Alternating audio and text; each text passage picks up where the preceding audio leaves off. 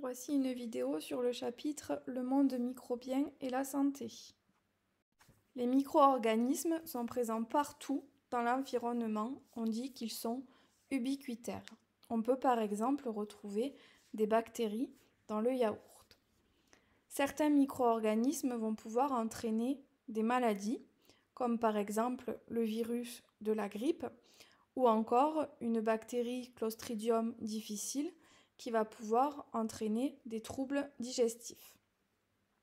Certains micro-organismes vont pouvoir également avoir un effet bénéfique et être utilisés dans certains médicaments, comme par exemple des bactéries qui constituent le microbiome intestinal qui vont avoir un rôle protecteur. Et donc, on va pouvoir utiliser en termes de médicaments pour pouvoir faciliter l'assimilation, par exemple, des nutriments ou faciliter la digestion. Notre organisme possède des barrières naturelles qui vont empêcher l'entrée des micro-organismes dans notre corps.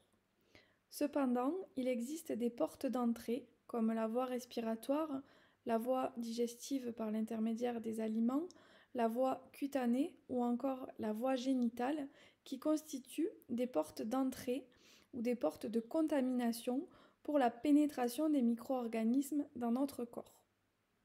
Donc on appelle contamination le franchissement de ces barrières naturelles par les micro-organismes.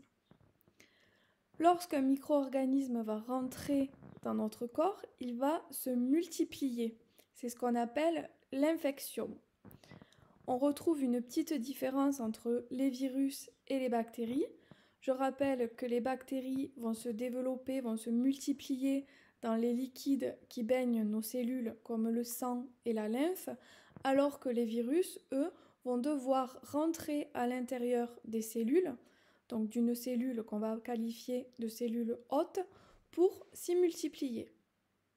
Lorsqu'un micro-organisme pénètre dans notre corps, donc après contamination et qu'il commence à s'y multiplier, une première réaction immunitaire va se mettre en place qui consiste à faire venir sur le lieu de l'infection des cellules qui appartiennent à la grande famille des globules blancs. Donc ces cellules, en particulier les phagocytes, vont venir par l'intermédiaire des vaisseaux sanguins sur le lieu de l'infection et elles vont sortir des vaisseaux pour aller rejoindre les micro-organismes qui sont rentrés au niveau de notre corps. Les phagocytes vont alors réaliser ce qu'on appelle la phagocytose, c'est-à-dire qu'ils vont dans un premier temps absorber le micro-organisme, ils vont ensuite le digérer dans leur cytoplasme grâce à des enzymes et ils vont ensuite expulser les déchets de cette digestion. Donc cette première réaction à se mettre en place va être rapide et non spécifique.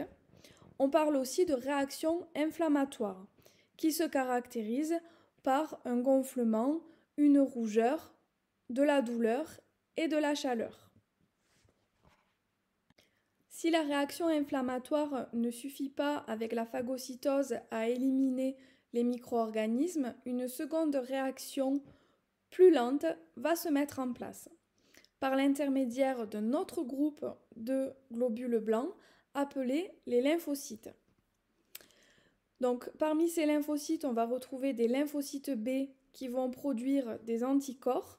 Les anticorps vont venir neutraliser les micro-organismes par agglutination en se fixant au niveau des antigènes. Donc on forme un complexe anticorps-antigène qui va permettre d'agglutiner les micro-organismes. Vous pouvez le voir sur le schéma qui est présenté.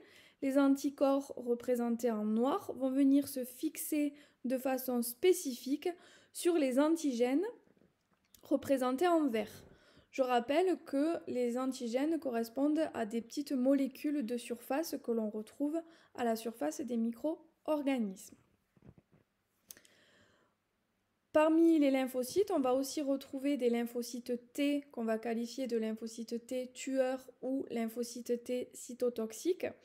Ces lymphocytes T vont venir détruire les cellules qui ont été infectées par un virus. Cette seconde réaction immunitaire, donc plus lente, va être cette fois spécifique d'un micro-organisme. Certaines techniques vont être développées pour permettre de lutter contre les infections. La première est la vaccination. Donc, la mise en place du vaccin va reposer sur le principe de la mémoire immunitaire qui constitue que lors d'un second contact avec un même antigène, la réponse immunitaire va être plus rapide et plus importante, comme vous pouvez le voir sur le graphique qui est présenté par la courbe rouge. Donc, lors du second contact avec l'antigène A, la production d'anticorps a été faite plus rapidement et de façon plus importante en termes de quantité. Donc c'est sur ce principe de mémoire immunitaire qu'on va mettre en place des vaccins.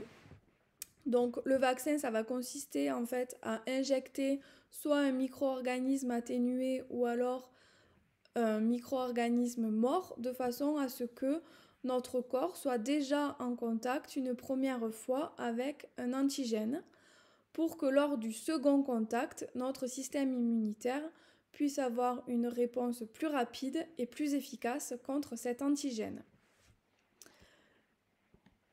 Une autre méthode consiste à lutter contre les infections bactériennes avec la mise au point d'antibiotiques.